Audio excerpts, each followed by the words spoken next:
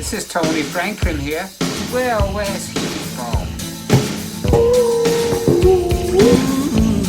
What's the firm? Jimmy Page and Paul Rogers? Back in the big head days. You just play that rock and roll with Joe Kay. Okay? Oh yeah, just call me Joe, and I can play that rock and roll for you. In 2016, Steve Miller was inducted into the Rock and Roll Hall of Fame. Nobody else from his band, just Steve. And initially, he was pretty happy about that. His first statements were sort of expressing some, maybe not frustration, but at least acknowledgement. It seemed to take a very, very long time to get him in the Rock Hall. But he was happy to be inducted, and he liked who he was being inducted with, particularly Cheap Trick.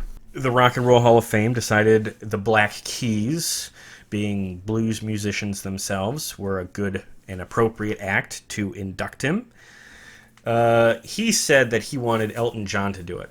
I'm not sure why, but it was set up that the Black Keys would induct him.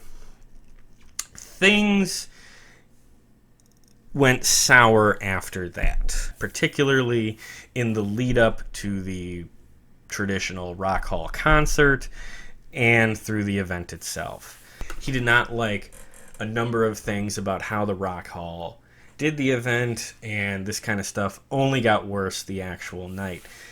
He was apparently not very nice at all to the two guys in the Black Keys and not interested in getting to know them or speaking to them for very long. And to the point that he was very testy with not just the two guys, the Black Keys, and the people who work for the Rock and Roll Hall of Fame, but he was very... You can find some interviews here where he is very unfriendly to the reporters at the event. Rolling Stone in particular.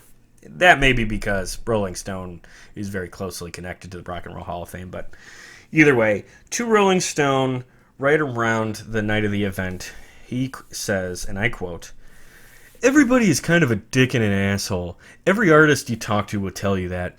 You're lucky that they didn't fucking walk out. It was very, very close. If you're an investigative reporter, get fucking busy. This whole industry fucking sucks, and this little get-together you guys have here is like a private boys club, and it's a bunch of jackasses and jerks and fucking gangsters and crooks who've fucking stolen everything from a fucking artist. I came out here for my fans. I came out for the people who take it seriously. And if the Rock and Roll Hall of Fame wants to be taken seriously, they need to put their books out in the public. They need to fucking become transparent. They need to stop lying. They need to stop all the bullshit, and they need to clean it up, and they need to expand it. They need to include a lot more people. And the most important thing is the fucking board of this organization really needs to enlarge their gene pool. I think you understand." Savage! Steve was mad. And to this day, it's sort of confusing what he was even so mad about. But it got so tense that the Black Keys, in the aftermath of this, regretted participating altogether. It was kind of a don't meet your heroes kind of thing, because they did like Steve, but they did not have a good experience with him. The one good point I will say that Dan Auerbach from the Black Keys did mention, he retorts, and he said to Rolling Stone, "It's weird. He called the whole thing a boys club. The Steve Miller Band has had 35 members and no women. It was just very disappointing." I hate to say it, but that's a good point. But that doesn't negate the point Steve was trying to make about the Rock and Roll Hall of Fame being more inclusive. You know, you can go through some of these comments and basically figure out what he was mad about, what his frustrations were. A lot of it had to do with money. A lot of it had to do with how much his band would have been charged to attend the event. A lot of it had to do with the usage of clips and music in the presentation. I don't have any of my paperwork is signed. I have no licensing agreements with these people. They're trying to steal footage. They're trying to make me indemnify them When they told me I was inducted, they said, you can have 2 tickets, one for your wife and one for yourself. Want another one? It's $10,000. Sorry, that's the way it goes. I said, I'm playing here. What about my band? What about their wives? What about...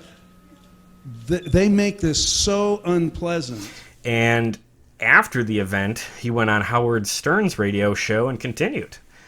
And he said he was going to start an investigation of them and make them sorry, and all this weird kind of stuff about making their finances public and making them redirect money to music charities. And needless to say, nothing ever came of this. It was a lot of hot air. And it sort of speaks to a part of Steve's personality that we caught a glimpse of in the last episode, where Steve is not a guy who hides his opinions. And he's not a guy who is nice for the sake of being nice. If he feels strongly about something, even if it's negative, he's going to tell you. And he doesn't care if it bothers you.